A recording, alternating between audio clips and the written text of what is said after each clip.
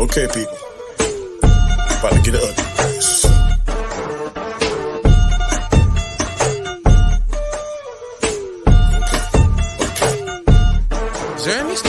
Camera chat is who I be.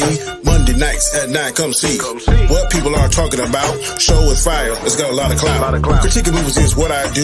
My favorite topic is the MCU. 6 questions, 10 minutes each. I try to break it down, I try to teach. To the people that's feeling my vibe, come check out the greatest show alive. So sit back, enjoy the show, and like the Joker says, and here we go. Monday nights, 9 p.m. Eastern Standard Time. The Khaotic Conversation. Don't miss it.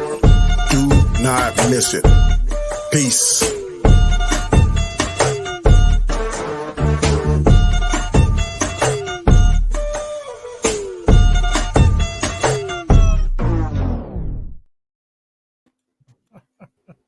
I like that. LDG, you have outdone yourself, bro.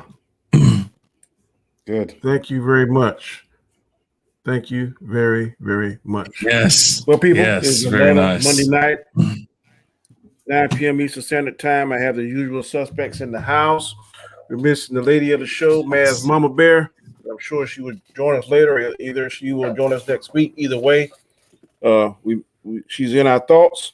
So if you want to come on in after you get your situation taken care of, Maz, you are more than welcome. Sent you the link. What's going on, fellas? How y'all doing? Doing good, man. All right. Doing all right. How are you? Yeah, I can't. Yes. I cannot How complain. are you? I shall not complain. Okay. As you know, the new format is 6 questions, 10-minute time limit on each question. And you're going to just go around as you want to jump in the conversation. We're going to jump in the conversation. First question is going to be, I believe yesterday, the new Snake Eyes movie, the new Snake Eyes trailer dropped. It's going to be an origin story. Do you think this would be a good movie or just some other BS like the last G.I. Joe movie? Anybody that wants to jump in, anybody that's a G.I. Joe fan can jump right in and feel free. Get the ball rolling. All right. I hope that everybody saw the trailer. You know, I saw it last night. So I'm going to go first, and I absolutely think it's going to be trash. It has that moniker at the bottom of it where it says Origins, and they completely fucked up Snake Eyes Origins. So yeah, not interested. Okay. Very not interested at all. I saw the first G.I. Joe movie and it was all right. And then I started hearing all the crap about the second one, don't even bother with it. And it's really sad because, why did we get the cartoons back in the 80s that, of course, kept their shit straight? And they can't do that in today. I mean, listen, they got all this technology and shit. All you have to do is go rewrite the damn cartoon movie they did and just make it live action. That's all you had to do. I mean, and so I don't know. I mean, I don't trust most studios to do a proper origin story when they're not even going to honor where the origin actually came from. So my hopes are not high. I still have to watch the second G.I. Joe. I will eventually. I'll probably eventually subject myself to this one too. Now, when? I don't know. I'll see it. You know what I mean? I'll watch it. I'm just like, not interested. Shang-Chi looks better. Okay. Anybody else?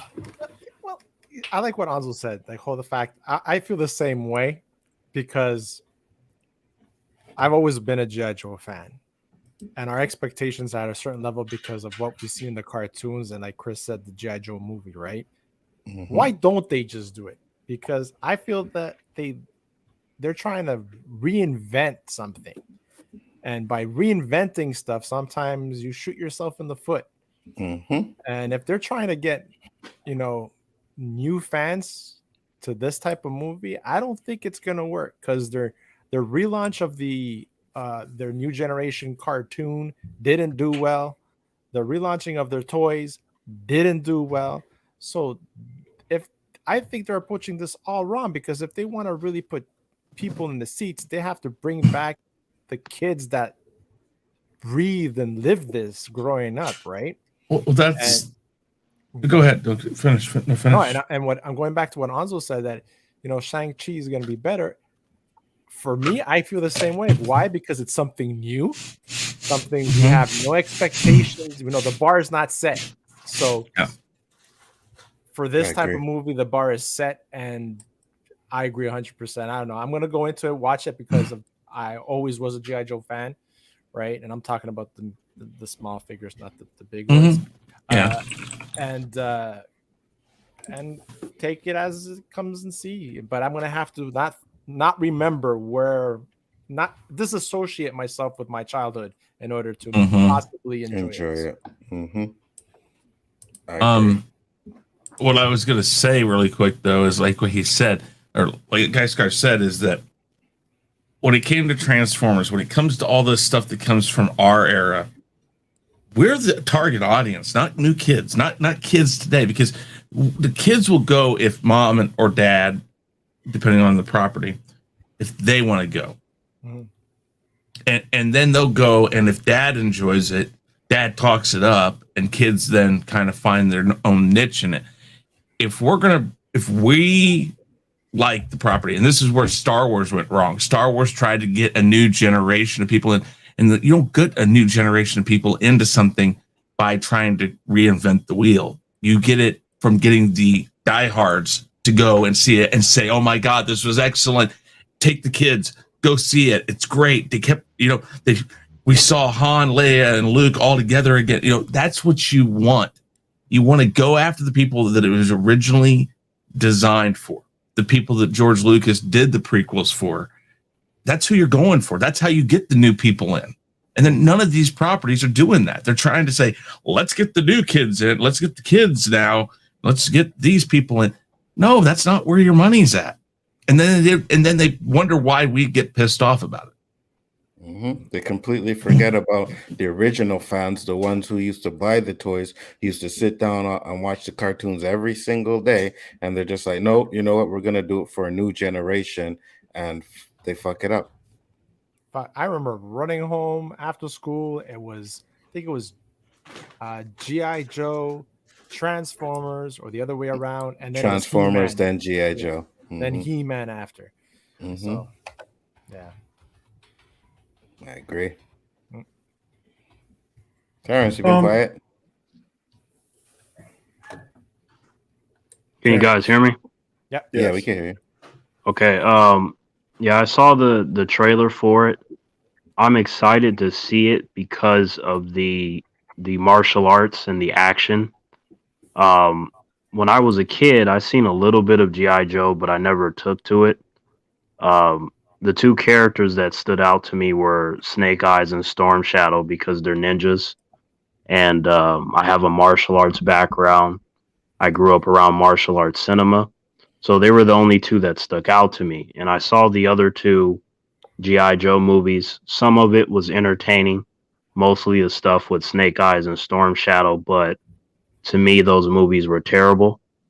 So if anything, I'm like, I just want to go in there, see some cool fight scenes and action sequences, because my friends told me that he's supposed to wear his mask and he's not supposed to talk. And I kind of got the gist of that from the cartoons and then the other movies. So I at least understand that much. But they cast Henry Golding, and this is a very good actor. He's a handsome guy. So I'm like, they're not going to cover up his face. They also got the guy off of that Bruce Lee thing too, Warrior. Yeah, and Andrew Kofi is in there as well. So that's why I'm saying, like, I'm looking at it from the fight scene perspective, right? Because I'm not a G.I. Joe fan, but I am a fan of fighting, and that movie looks like it has a lot of fighting. But I can understand if G.I. Joe fans do not like it. That's respectable, because when I like stuff, I want to see what I want to see. So I do understand that, but I have to see outside of what I want to see if it's actually going to be a good film, or is it just going to be something where, they got the fight scenes, but there's nothing else. So as long as it can entertain me, I'll be fine. But I was thinking while watching it, like, okay, you got this handsome guy, so why would you want to cover up his face? But at the same time, I would have just gone with a great martial artist and put him in the suit and put the mask on him, not have him talk. I would have gone with that, and then hire other great martial artists for him to fight. So that's how I would have done it. But I didn't make the movie. It is what it is with what we're getting. So I just think that the best thing you can do to save face is to at least have a badass movie. And I looked at the casting for it, and you have a lot of talent in the movie. So I think if nothing else, myself and others may walk away going, cool fight scenes, and then that's pretty much what you get. So just off of that simple notion, I want to see it for that and nothing else. I agree with that. But I mean, I could say that about Mortal Kombat. I didn't mind the fight scenes. I didn't mind the stuff going on. It's just why would he call it Mortal Kombat? Again, they have the technology. We saw that in there. They made it look awesome. But it's like they started in a good spot and then they forgot what they were doing. If you'd just given us that origin story of the feud between Sub-Zero and Scorpion throughout that whole movie, we would have been fine with it. You didn't even have to go into the tournament. You could have led up to that and then a second one maybe lead into a tournament. It's the same thing with G.I. Joe. Yeah, I could say it looks cool, but then I remember I'm trying to watch a G.I. Joe movie that has no resemblance to G.I. Joe. They're going for the big one, The Rock. Okay. Why? I mean, I don't mind The Rock. That just tells me right there you're going overboard and all you're going for is action. And well, that's why I said what I said. Like I understand, but there's nothing I can do about it. It's kind of like when I was watching Jupiter's Legacy. I didn't read the comics, but my friend did, and they made changes to the show. And then he told me his opinion. He said that he thought it was okay. So I didn't read it, and I also thought it was okay. But we thought it was, the show's okay for different reasons. He's coming at it from the fan perspective, and I came at it from, my knowledge about superheroes, and then also what they did in the context of the show, from the writing and the characters and how everything played out. So that's what I have to do with Snake Eyes. Like, if I see that he's not going to wear his mask the whole movie, he's clearly going to be talking because he talked a lot in the trailer. So I'm like, it seems like a lot of that is out the window. So really the only thing that's left is him being a badass fighter. That's the only thing that's there. So if that's the only thing that's there from an audience perspective, all I ask is that you at least deliver on the one thing that appears to be there, which is the fighting. Okay. All right, that's our 10 minutes on that topic. We'll move on to the next one. Oh, Monster Paradise coming in with a $10 super chat. I appreciate it, boss. Monster Paradise says, your thoughts on Discovery getting Warner Media? Your thoughts on Discovery getting I don't even know what you mean by that. I don't know that either. Anybody? Like Warner Brothers Media, I think, was bought by Discovery. Yeah, Discovery I think bought more. Warner Media's bought Discovery. I think the human is referring to AT&T selling Warner Brothers and all that to the guy that owns the Discovery Channel. So now those things are now combined, so they're like now a bigger juggernaut. I honestly, I don't really care who owns what, as long as the material that they produce is good. Like you're talking about the difference of the article that I read, it said that AT&T, they were willing to put like $2 billion towards the properties, and then now with this merger thing, it's going to be $20 billion. So now it's more money. So I'm thinking of that in the ways of what they can do with their movies and their shows. Right. So there's some positive there, but I really won't know the full extent of it until stuff starts coming out from that medium. I agree with you, Terrence. As long as that material is good, I really don't care who owns it. Same. Okay. Question number 2. Netflix is developing a new He-Man animated series. It is slated to come out in July. There are pics of a more muscular Tila and Evelyn than the characters we were accustomed to seeing in the old 1980s He-Man show. It is rumored that they even may make Tila be a lesbian. Is this issue okay with you? Are you cool with it? Are you cool with the new look? You think this is going to be a good show? Are you excited about it? Anyone thoughts on it? Well, Again, we already. And this Oh, is the sorry. picture everyone's referring to. Yeah, we already had the discussion a bit, and I said I didn't really care, but I heard a little bit more, and I'm like, okay, if they go this route, then I may not be too happy with it. Like I heard the first 2 episodes really has nothing to do with He-Man. Like Tila's the one in the first 2 episodes, and it's like, where's this one that we were centered supposed to around get? her. I mean, where's this Masters of the Universe movie we're supposed to get, or the He-Man that's not movie we gonna were supposed to get? I fucking Yeah. again. These people have no concept of these shows. They don't. I talked to John. Okay, so I talked to John Celestri. Okay, John Celestri was one of the lead animators and scene directors for Funimation or whatever. Yeah, and he worked on these properties. You want to do something right? Talk to that guy. Get tips from that guy. You want to go? You want to do something right? Talk to the old voice actors. Talk to the old people who wrote the scripts. I mean, go back and watch them. They're not great scripts, but come on, stay true to this. Why? And I know inclusion. Okay, everybody wants inclusion. I'm sorry, you are changing the whole storyline when you do that. And then things don't work out the way they were supposed to work out. They don't fit the way they were supposed to fit. Do I care if she's a lesbian? No, I don't. I don't care if any character's a lesbian, but make it make sense. In this case, it doesn't make sense. Worst case scenario, give us a new character that kind of fits the mold of He-Man, who is then a lesbian, and give them somebody else that make a romantic interest. If that's where you're wanting to go, do something, add a character.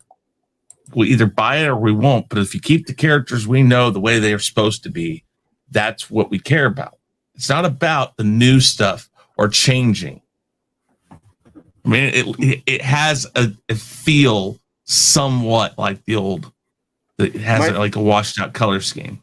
And my thing is this: like, okay, I get it. You want to make them have a gay character, that's fine. But why is that like out there in the center? You know what I mean? Like, why does it have to be like, oh yeah, hey, look, we have a great character now. Just make her gay and just go on with the story. You don't have to throw it in her face that, hey, it's a gay character in here. You know what I mean? Yes, fine. Absolutely. No problem with that. But you just keep throwing it in your face, man. This one of the pictures now, and in the middle is Tila. She's got a different hairstyle. She's more muscular. She's not as feminine as she was in old He-Man. This character beside her to our left, from what I'm reading, it was a white character, so they already swapped her. Don't even know who she is. And Evelyn, of course, looks more muscular. And according to what I read, they're on the same side. I don't know how long that's going to be. Maybe that's going to be the beginning of the story. So they were friends or something. I don't know. That's what I'm being told. So it's definitely going to be a little different than what we're accustomed to. But you see what Anzo was Anzo. Sorry, Danny. Just before I forget, what Anzo was saying about throwing gay or whatever homosexuality at our faces. A lot of that doesn't look bad. A lot of people that I know that are homosexual or gay or whatever, they don't like the fact that these shows are doing that. Like they're forcing it upon. They don't like it. They feel it's not natural, right? They feel it's there when they do rewrites and they're just including them just for the sakes of including to be proper. It's not the real reasons, right? Write a story, write something that's already inclusive, and that's a whole different situation. But when you're coming out with comic books and stuff like that and switching things around just to please themselves, because really I don't think they're pleasing anybody else from the people I spoke to. It's all done for the wrong reasons, and it's not sincere, in my opinion. I mean, I'm looking at this. I'm looking at this stuff, and it doesn't look bad. No, It looks like they're keeping in tradition with the Funimation stuff. I like the look. I mean, I am excited about this, but except for when you change one fundamental thing, it's like, why? Why are we doing it? And Geisgar is absolutely correct. When they set out to design the new Warriors, and they came up with Safe Space and all these other people,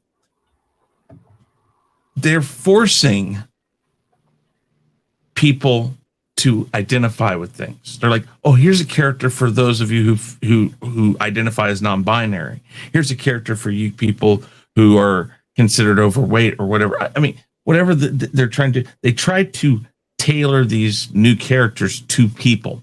The old comic books didn't worry about that. They wanted you to find yourself in those characters. Mm-hmm. That's the problem. They're forcing things that don't need to be there. A lesbian, a homosexual, these people, if they watch this show, will find things that are in themselves in these characters. You don't have to make them exactly like them. That's not what makes this that way. Isn't it a little bit of a double standard or a slippery slope? I want to give you an example. I've heard people of color say that certain people of color that make it to a certain position or a certain point in life that normally a person of color doesn't get there. For instance, first black president. I've heard people saying like that is an example that little boys of color, little girls of color can strive to be to. So is it the same thing if people with a different sexual orientation and what's the normal or what we perceive as a normal reach that certain status? Would they feel the same way towards their kids? I don't think so, because here's the difference. You mentioned first black president.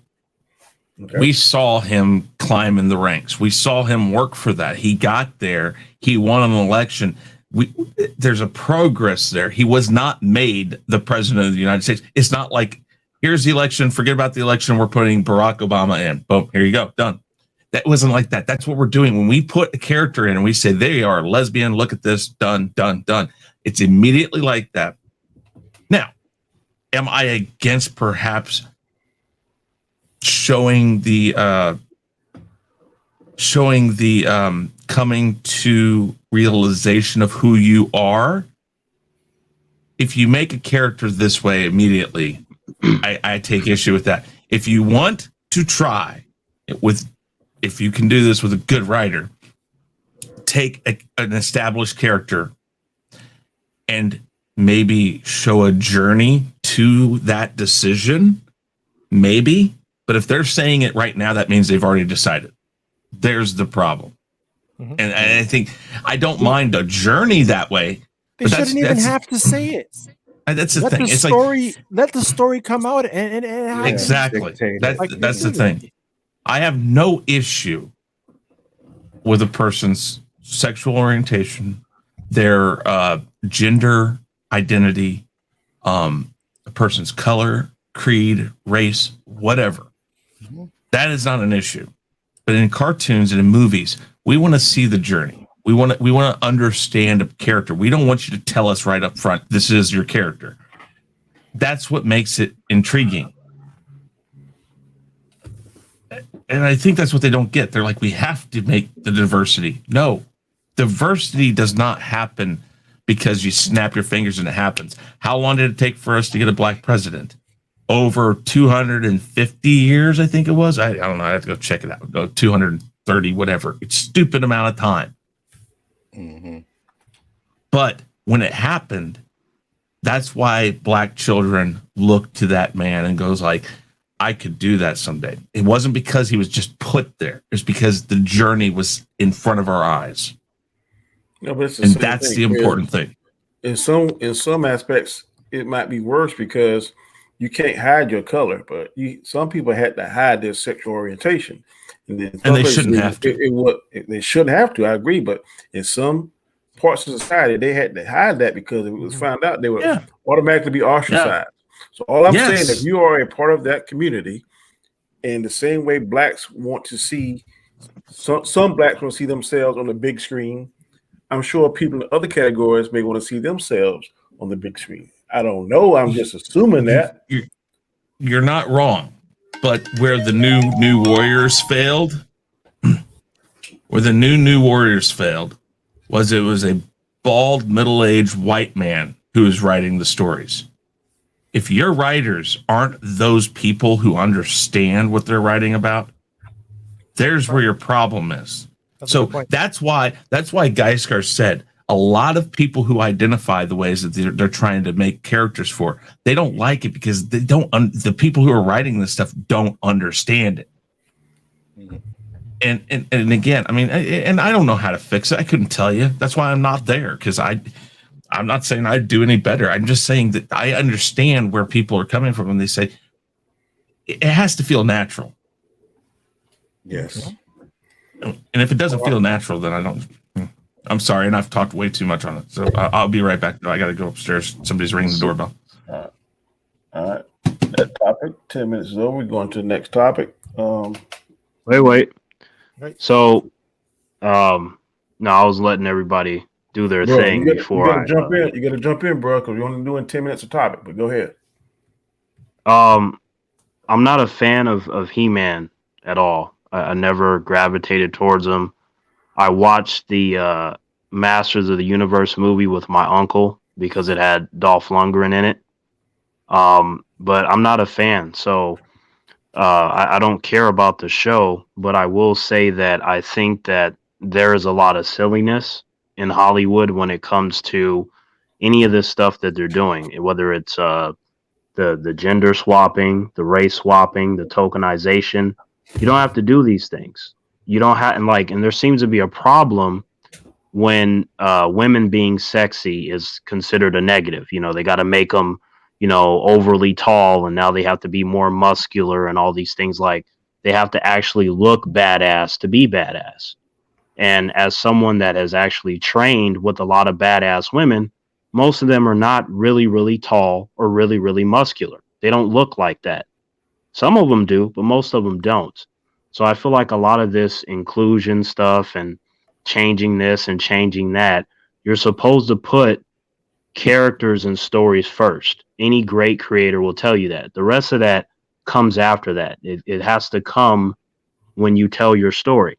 We can see that the character is black or gay or whatever they're supposed to be.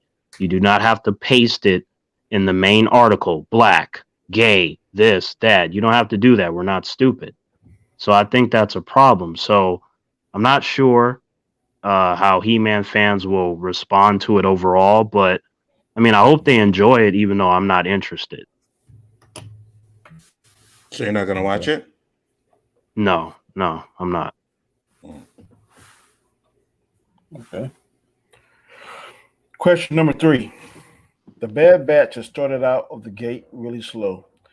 Do you think it will get better? And what are the chances we are going to get a really cool, older school character that we all want to see? Anybody want to start it off? 10 minutes starting now. I hope it gets better. But right now I'm about to check out of it, to be honest with you. For real. Did you get the question, Chris? I'm sorry. It's about the Bad Batch. Is it gonna? Yeah, Yeah. Anzo's like, I could get much more poom poom in those 30 minutes than just watching that show. Facts. Oh my God. Facts. Gonna get your Star Wars fixed though. Yeah, but it's not helping. It's not happening with the Bad Batch right now. Hopefully I get an episode that brings me back into it. But right now I'm just like, I don't know, man. I'm not feeling it. Mm-hmm. Yeah, I have yet to see any of it, so I can't give my opinion on if it's bad or slow or good. What? I do plan on watching it sometime this week, but I haven't seen it yet. You're not a big Star Wars fan, are you, Terrence? No, I like Star Wars, and I saw the trailer, and, I'm excited to see it. I just haven't got around to it yet. I know that, when it comes to a lot of stuff because of YouTubing, the notion is to jump on everything right away. And, there's so much stuff that I have to kind of pick and choose, and then stuff gets in the way. But I'm gonna watch it, and I'm going to judge it off of that first episode that I see, and then I'll determine if I need to keep watching it or not. No. Give it about 4 or 5 episodes because you watch the first or second, you probably not going to watch another one. Which I will say is better than Batwoman, and you watched the whole Batwoman season. So if you can watch that, well, yeah, but again, like the exception is that when it comes to DC and Marvel, so that's the reason why that is still going. And even though I like Star Wars, as I had mentioned before, I'm not the biggest fan of their animation, but this is something that I have yet to see. So I might very well like it. I mean, I enjoyed the trailer, so the odds of me enjoying it are very high. But I'm not going to sit here and say what the quality is if I haven't seen it yet. Yeah, I agree with that. It's wise to speak on something with a little bit of knowledge instead of no knowledge at all. So I totally agree and get what you're saying. Math Mama Bear said this is a learning phase for Hollywood. It took a long time for them to do other races respectfully. Still working on it in some cases. Dating preferences will come. This is true. Yeah. Regarding the Bad Batch, yeah, it's really slow, really depressingly slow. But I have faith in Dave Filoni, and it's gonna pick up. I just hope it doesn't pick up in the last 2 episodes because it's gonna be freaking crazy. I have a few questions. So, how long is season 1 supposed to be? 16 episodes, I believe. 16. Okay. Yeah. And then on average, how long are the episodes? About 30 25 minutes. 25. Okay. Okay. The first one is like an hour and some change.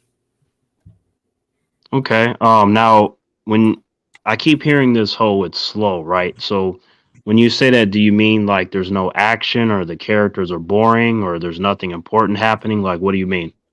You gotta watch The it. action is very sporadic. It's not consistent. There's a character on there that seems to piss everybody off. I won't say she's a Mary Sue, but she's definitely an irritant. So she's a Ray. Is that what we're... She ain't a well. Also brought up a good point last night. I didn't know this, but it said Dave Filoni intentionally brought Ahsoka in, writing in a style that people didn't like, but then he started writing it so she became popular. Now she's a fan favorite. His theory and belief is that maybe they can do the same thing, and the character's name is Omega. So Yeah. I'm thinking that maybe they're gonna write this is Omega.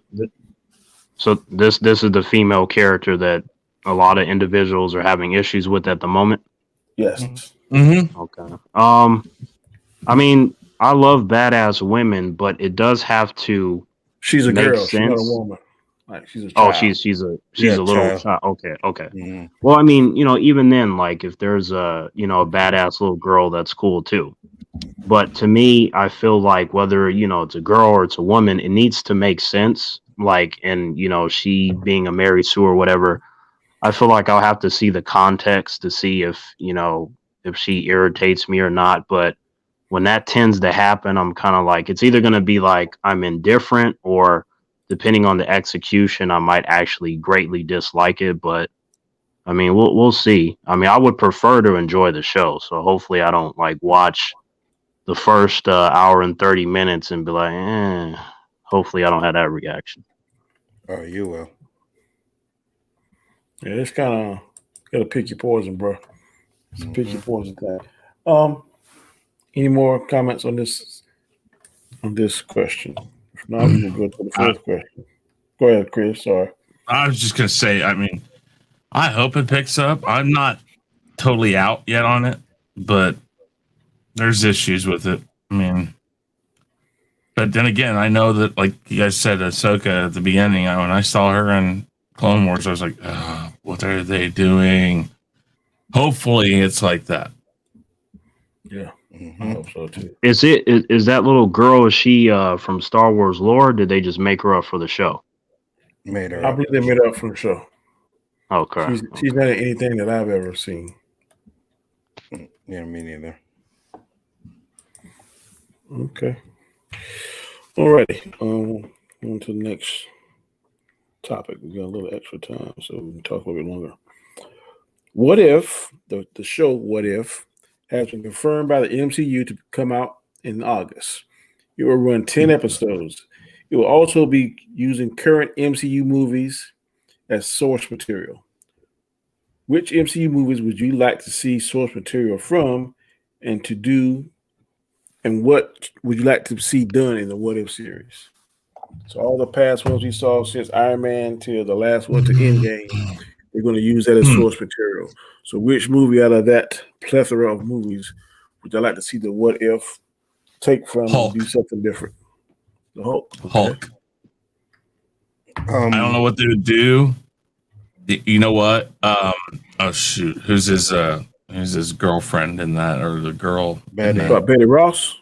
Betty. Might be interesting if you made Betty Ross the Hulk and kind of switch it around, like she saved him out of the from the gamma exposure since they worked together. Well, in the comic book, she becomes the Red She-Hulk.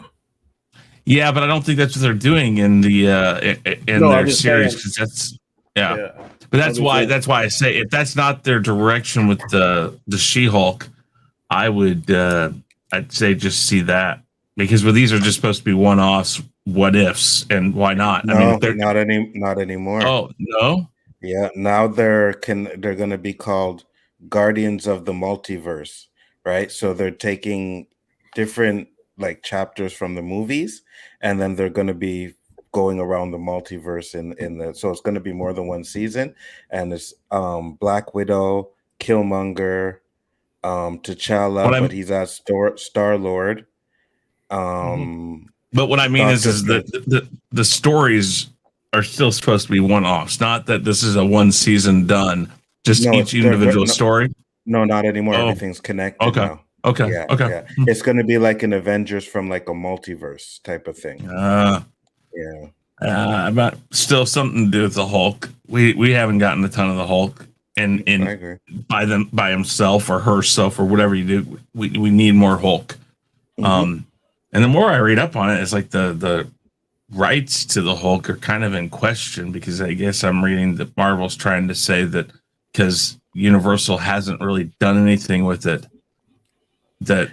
Universal has rights. the distributing rights.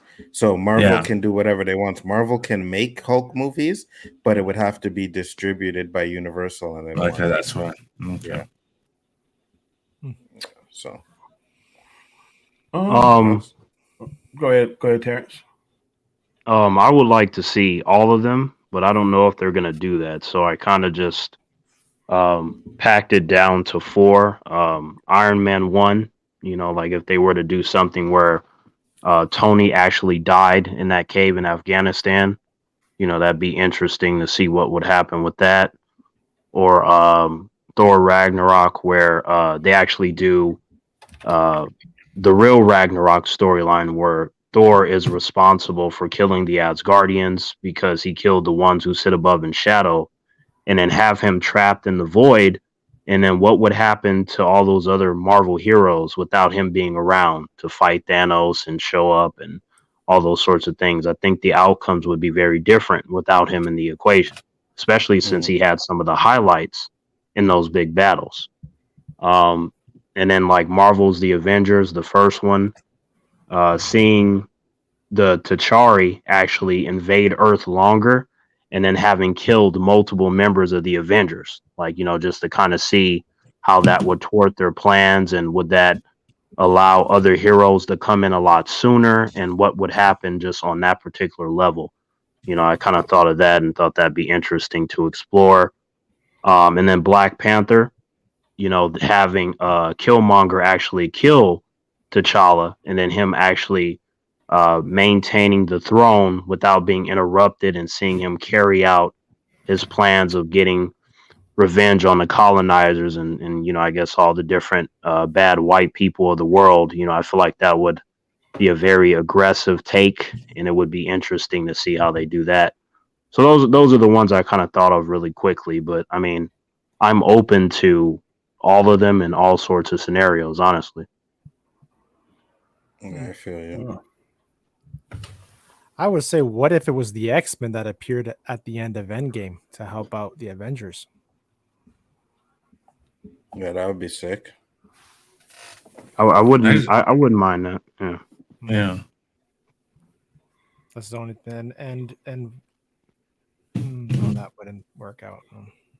What? I mean, like, because I mean, you like you said, it's a what if, right? So, this is something where, even if it doesn't necessarily sit well, or someone says it doesn't make sense, that's what the what ifs were meant for. They're really just meant to be fun, and not so much that they have to be this definitive thing. So I'm open to fun. No, I was gonna say, the scene that they cut out of Endgame where Tony speaks with his daughter, right? When she's older. Mm-hmm. Like, wouldn't it be cool that you see her armored up? So, but You might. Yeah. I think something like that is coming, but yeah, they have plans for Tony's family and other characters of the Armor family, if they're gonna call it that. So Yeah, isn't that one of their things they're going to do? Is the Armor Wars? yeah. Mhm. And Riri Williams, not a fan of that character, but let's see if Kevin Feige can make that character better in the context of that show. I think he can, because those comic books are not good. Oh, What's man. up, JJ? Or M'Baku marrying a white woman from Toronto. Mm. One day you're gonna OD on chocolate, woman. For real. Diabetes. What man seen the Avengers turn evil and then Nick Fury trying to get another set of Avengers to handle them? What about the Avengers joining Thanos instead? Ooh, that'd be fire. I think some of that is coming with the Dark Avengers. I mean, they already introduced John Walker, U.S. agent. Him leading that team, and Norman Osborn should be on the way. So, like, a lot of these scenarios are actually going to happen in slightly different ways in live action. Assuming that they actually play up on a lot of the stuff that they introduced and teased. Right. I wouldn't be mad at it.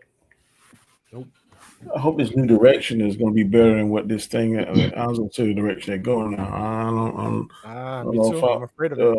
Yeah, I'm a little. Jury's still out on that. Wait. What did I miss? What direction? The phase No, 4. I was saying I like the direction of the what ifs from doing a little what if on each of the movies. That's what I was wanting to see, not the joining to be the multiverse Avengers or whatever. It might work, but we shall see. I'm afraid about this whole phase coming up, to be honest with you. If it's I think it's going to be all right. I think it's going to be all right. I think Eternals and Shang-Chi going to be all right. I'm not sure about. I think the Multiverse of Madness is going to be all right. I don't know after that. I'm not certain. I'm excited for all of it because it's Marvel. However, depending on the project, there are different concerns, because I feel like stuff like Riri Williams and the Eternals, I want to know the focus point. Are you going to actually tell the proper stories, or is it going to be other crap? But even if it is, let's just say that those properties and the other films or movies, films and shows are bad. I think that because it's Marvel, it'll be okay, because the notion will be, I didn't like this one, but I'm pretty sure the next one will be good. I feel like that's kind of like a strong staple. The next one will be good, even though I didn't care for this one that much. So I think it'll be fine. Okay. It should be. I mean, we want it to be. So yeah, hopefully, yeah. I agree. Go for the next question. Question 5. Stargirl is set to launch its second season on August the 10th. Do you think it will be better or worse since it's now on the CW instead of the DC streaming service? Anybody want to jump in? You said that the guy who created Stargirl was in charge of the first season, right? Had creative control. Jeff Johns. That is. So I enjoyed season 1 so much, does Chris. he still have creative control? Yeah, Yes. he's overseeing the show. He oversaw the first season, and he But based that's it my point. on he based it on Stars and Stripe, the comic book series. So he Mhm. pulled from that, and he also pulled from other JSA lore associated with DC. And I really love the show. It's actually one of the few comic book properties where I didn't have any complaints, which surprised me. I was like, I ain't mad at none of this. Like this is so on point that it surprised me. It exceeded my expectations. And then it's just like, with the second season, even though it's on the CW, I feel like the network itself is not always the problem as much as it is the individuals that put out the material.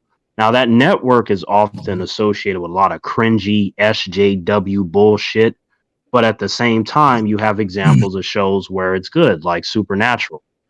So, and then, Arrow and Black Lightning. So there's different stuff on there that's actually really good. So to Well, me, regardless of the network switch, the fact that Jeff Johns is still overseeing it, I feel like that, the show is going to be fine. I don't think it's going to get any worse or any better. I think it's going to be of the same quality. that's my point. Is if he still has creative control, the change of venue shouldn't matter. That's like just because the Philharmonic moves from A building to B building, it's still the Philharmonic. If you have the same leadership in charge of this and he still has that thing that says, no, we're not doing that, then nothing fundamentally should change just because it moves over. They're probably looking, they probably tried to do it where, now, didn't they air also on WB last year?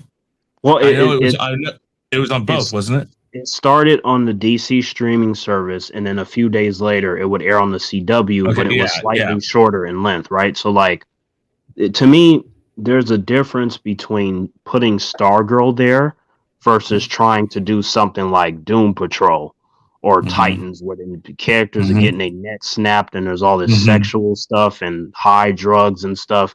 You would have to severely edit those in a way that you would not have to do with Stargirl. Mm-hmm. Yeah, well, I don't think as long as your leadership is still the same that it's going to change. I know you guys, all of you guys raved about the first season.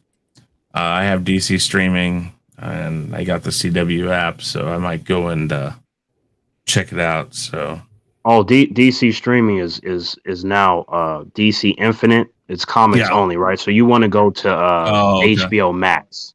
Yeah, well, I have that too. So, yeah.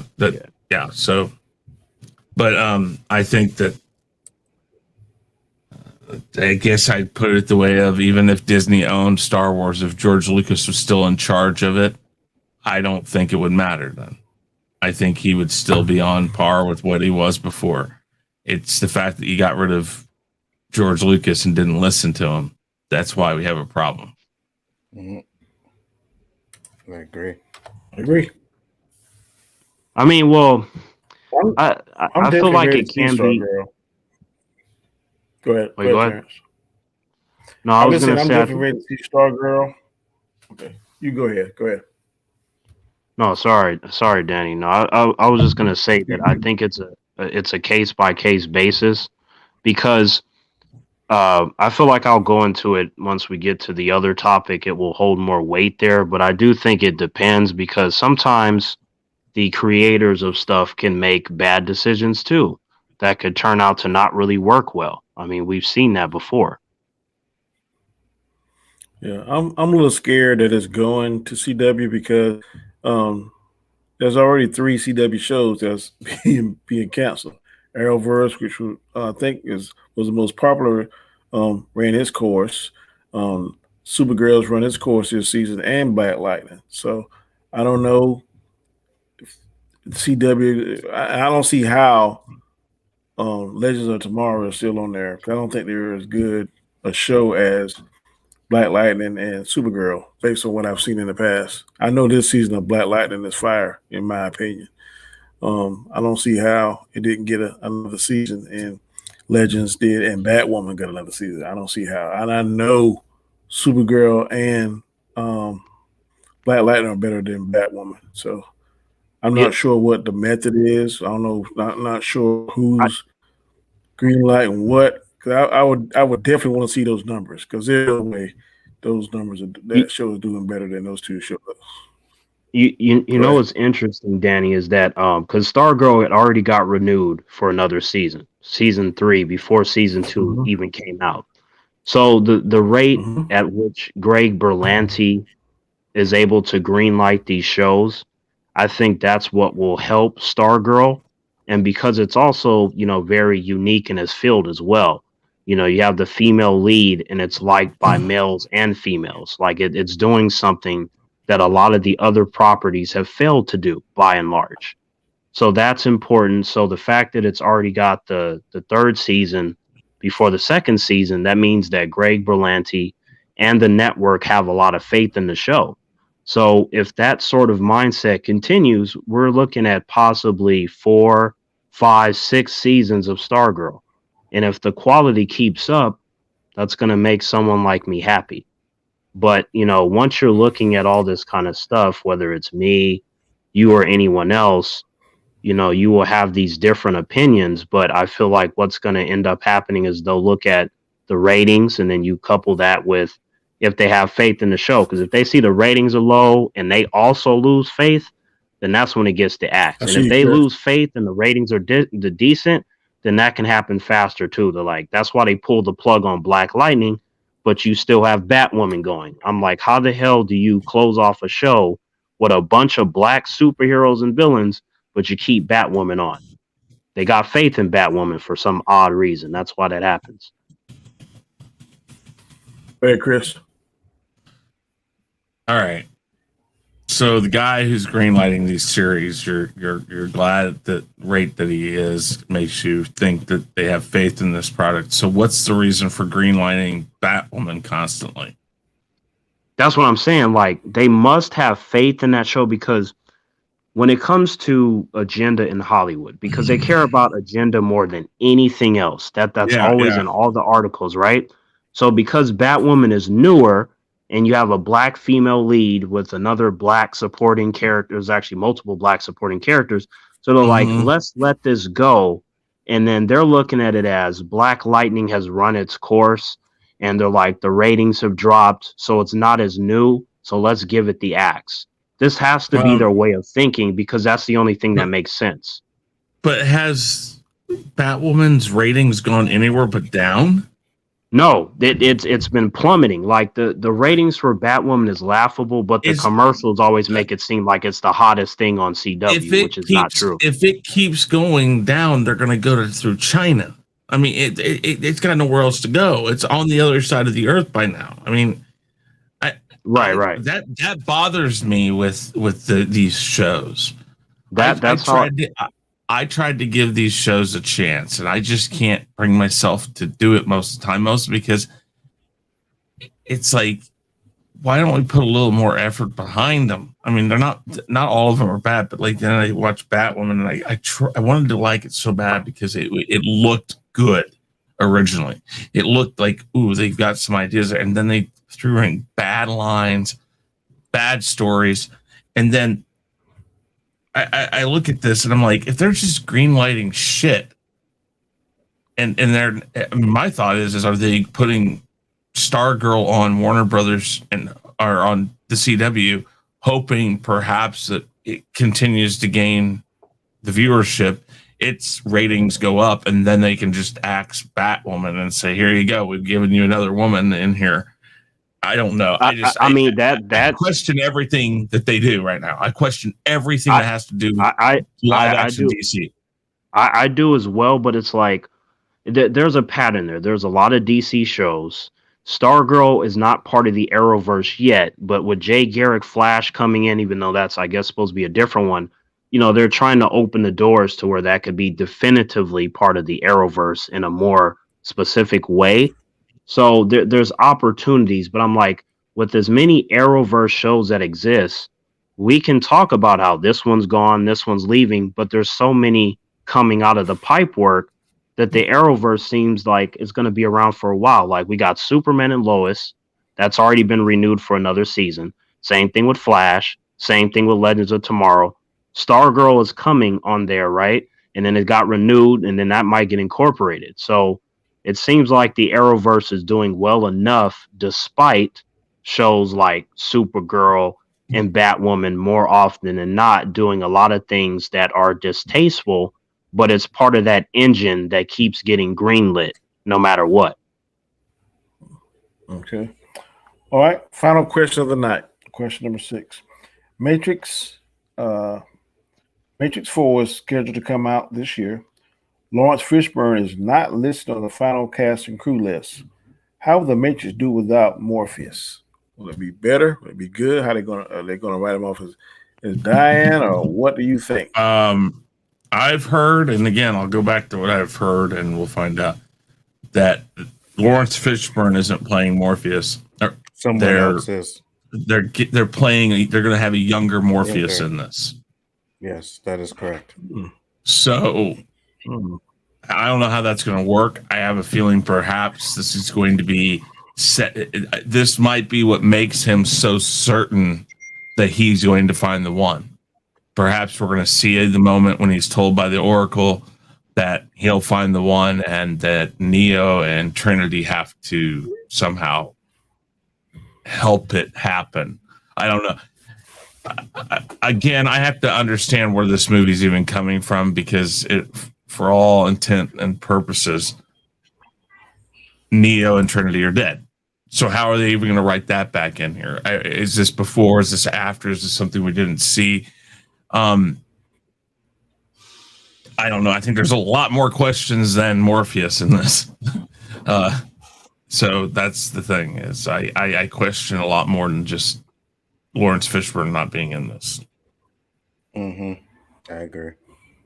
I really, after the last couple of Matrix, I really could care less about this one. So, it is what it is. We'll see. You're not a fan of Matrix? I was a fan of the first one. The last two were trash. 2 and 3 were trash. Okay, I like them. I know in one of those, I think the third one, you could see that the special effects was a little like when he's fighting like the 200 Agent Smiths, you could tell that was in the fake, second one. That was in the second one. Yeah, that was. You could tell that was really bad. Yeah, that didn't look right. But all the other things and things he could do, stopping the bullets in the air, all that crazy stuff. It was something different that I never saw. So I'm feeling the Matrix. I'm curious to see what this next one's going to do. How they're going to make him more powerful. So, yeah, I feel you. Me personally, couldn't care less. I'll go see it because it's Keanu Reeves, but other than that, nah, man, I don't know. I think it ended well. I don't know. I have to echo what Anzo said. The first one was the best one out of all of them. I remember at the ending when he flies off, I was like, "Oh shit, he can fly." Yeah. No, that was great. The second one was a fucking cape. Yeah.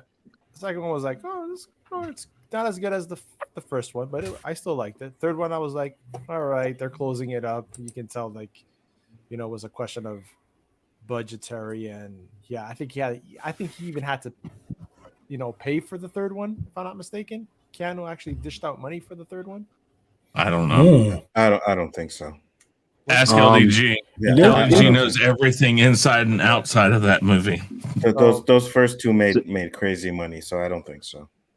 It did. Okay, so I would have to check because I remember reading something at the time. I'm not sure if it's true or not, but I recall a conversation like that.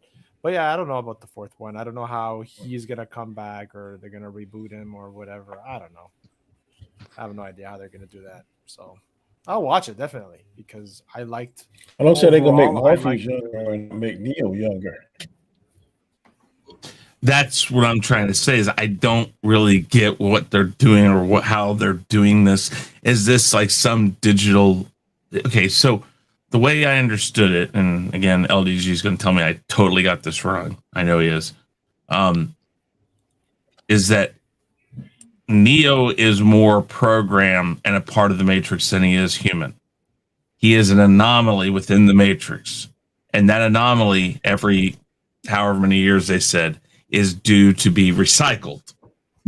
And they do what they can. It resets everything, and yet that anomaly will show up again when it resets. It just takes time for it to come out and become the one. So what I'm wondering is this more like a digital echo of Neo and Trinity? It sounds like he's the ghost in the machine.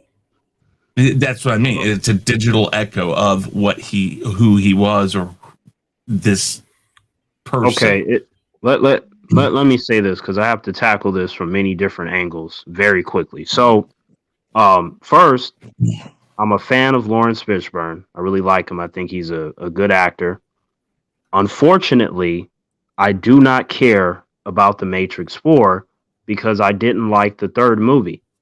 And you have different opinions on it and stuff. That's fine, but I try to make sure I divorce emotion from critiquing movies and shows, because too often do we hear this is good and this is great, and those words are terribly overused, and I don't like that.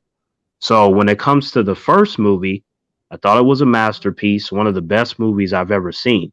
From the characters, the story, all the philosophical elements involved, I really like that. And then you get to the second film, The Matrix Reloaded, not as much substance there, but the action was cool.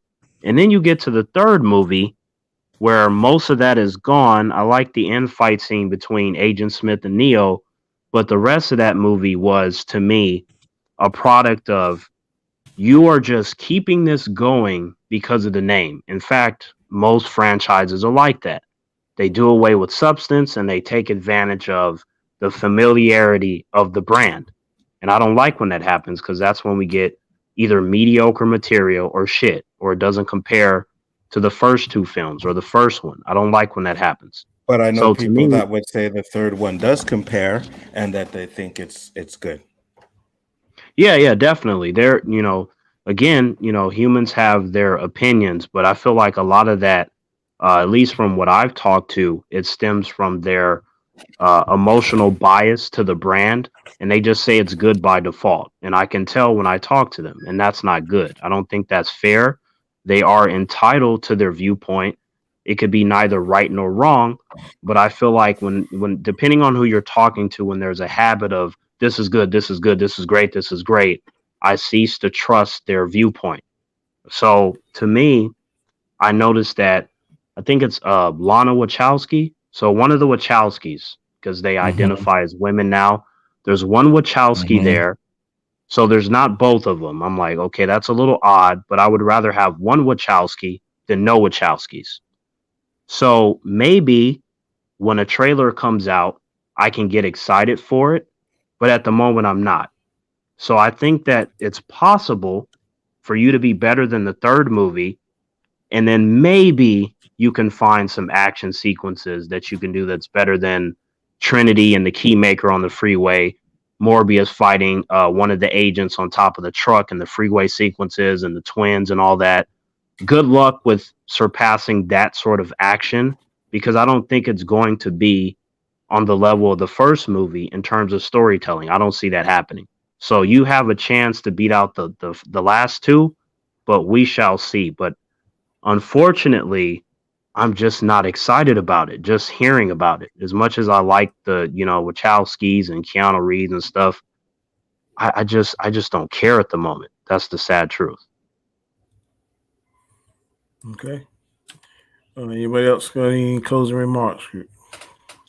Matrix 4. Happy, not happy to see it coming. Chris, are you happy I'll to watch see it? it. I'll watch it. I want to see it, yeah, because I'm hoping that it does something to help me with the third one. But Anzo, I'm sorry. Couldn't care less. Damn. Go ahead, guys. Exactly. What it wasn't that he paid out of his pocket for the movie. What he did was he gave up a lot of his earnings and actually gave $1 million for per person that actually worked on the set or members of the crew. So he actually gave back the money to I people. think I heard that. Yeah. Yeah.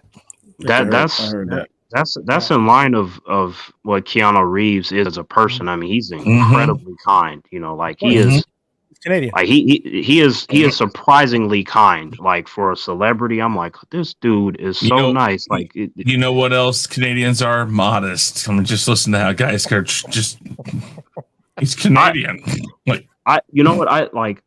To be fair, I don't want to do that whole like, you know, humans from a certain place having this over others. I don't want to do that because that could be a little bit unfair. But with Keanu Reeves specifically, I'm like, the dude seems nice, so I feel like I can buy into that. But sometimes, Danny, and everybody on the panel and the humans listening, sometimes you just gotta leave shit alone and stop milking it. You know, like, oh, let's do another one. Let's do another one. I'm like, how about you leave it alone? I agree. And that concludes our panel, sir. This is another chaotic conversation in the books. 6 questions, 10 minutes each. That's the format. I think each and every one of the panelists, we'll let you go around, starting with Guy Scar. What is going on in your world, good sir? Right now, just taking a little break. I've been throwing out some stuff every week. I'm probably going to continue trying to do that, but I have a lot of personal stuff going on right now, so I have to attend to that. But you can find still my stuff on, video game clips, a few reviews here and there. Everything Chaos Central, 9 o'clock today, 9 o'clock tomorrow on Anzo's channel, broadcast on Chaos Central. Wednesdays, 9 o'clock for the Rule of 3 with a side of me. Chris's channel, broadcast on Chaos Central. Then at 10 p.m. on the OC. Then at 12:30 a.m., the Game Changer on Storms Live. So, that's where you can find me. Good deal. And Mr. Terrence T. Virus, what's going on in your world, sir? Yep. Hello, Danny. How are you doing? Hello, humans. Terrence here. You can find me on this channel. And then, you can find me on Anzo's channel. But, I feel like it's so random that I don't want to mislead others. There's always a set plan for everything. Because usually I just do my own thing on T Virus Terrence. And, I talk about a lot of things, movies, shows, topics, just whatever pops in my head. And, I always stress that, on my channel, you need to have an open mind. And I give my thoughts and, opinions on things. But whenever I speak, I always try to make it very clear to humans that you do not have to agree with me because I have an opinion. I'm like, everyone has an opinion. It really just comes down to, do you agree or do you disagree? And that's really what it is. But I'm like, I'm never going to talk to get you to agree with what I think. I don't care. I'm there to have fun. You either agree or not. It's very simple, but just know that no matter what I'm talking about or what panel I'm on, I'm always having fun. And to me, that's important. And that same fun is on T Virus Terrence. Good deal. Anzo, what's going on in your world, sir? What up, people? The channel, Bigger Ford Entertainment. Tomorrow night, we got my show, which is the Chaos List. Then Wednesday, the Rule of 3 with a side of Tabasco, along with the OOC, and then Game Changers later on in that night. So, hope you guys check it out, man. Great show, Danny. Thank you. Chris Knight, what's going on, sir? Well, basically, Real Review 3000, that's my channel, and you can find me there doing Rumble, doing Gospel According to Chris, it looks like, again, is what we're going to call it. We're going to keep that. Weekly wrap-up. I'm over on Hanstar's channel doing Name That Tune, doing Jackbox Game Nights. Find me occasionally over on JJ's streams. Find me in LDG streams. Find me over in Anzo, sometimes on Robert Storms, sometimes on Danny Graham's channel, Comic Chat for Sunday, and the Planet Solo. I'm the original stream whore. That's what I say. So, what can I say? Good deal.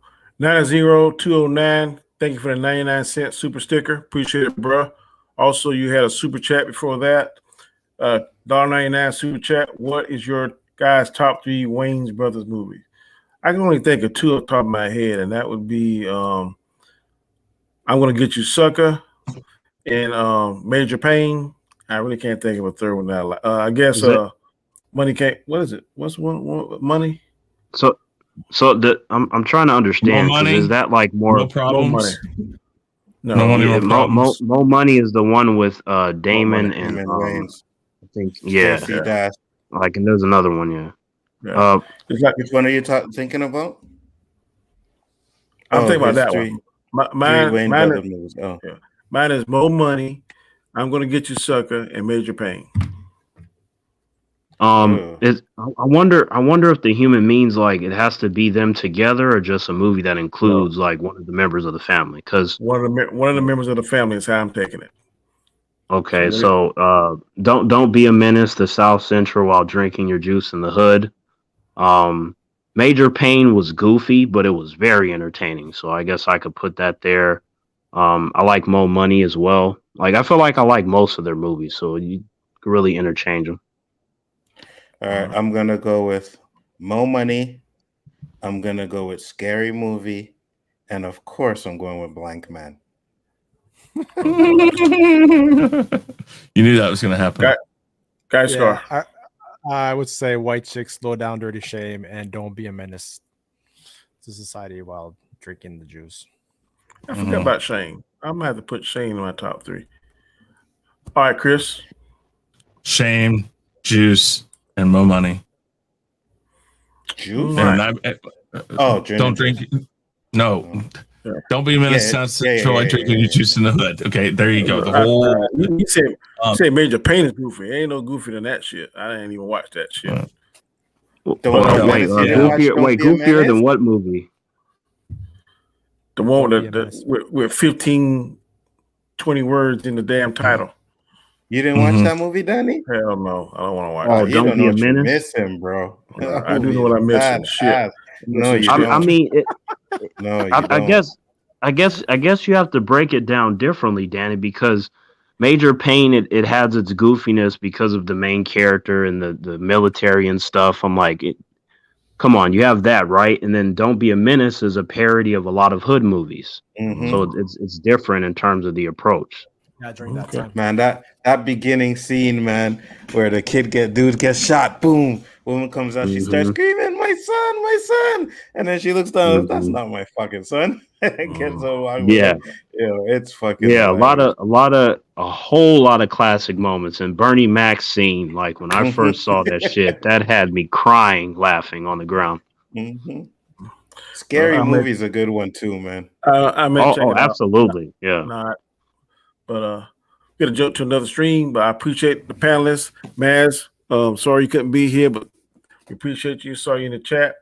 Everybody else that was in the chat, thank you. 9-0, thank you for the super chats, super sticker. I appreciate it. LDG, thank you, sir. Thank you. I love the intro, and I'm gonna go out with that. So until next Monday, peace. Peace.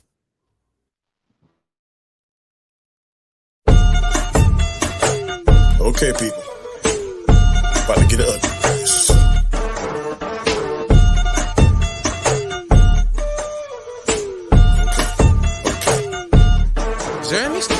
Camera chat is who I be. Monday nights at 9, come see what people are talking about. Show with fire, it's got a lot of clout. Critiquing movies is what I do. My favorite topic is the MCU. 6 questions, 10 minutes each. I try to break it down. I try to teach. To the people that's feeling the vibe, come check out the greatest show alive. So sit back, enjoy the show, and like the Joker says, and here we go. Monday nights, 9 p.m. Eastern Standard Time. The Khaotic Conversation. Don't miss it. Do not miss it. Peace.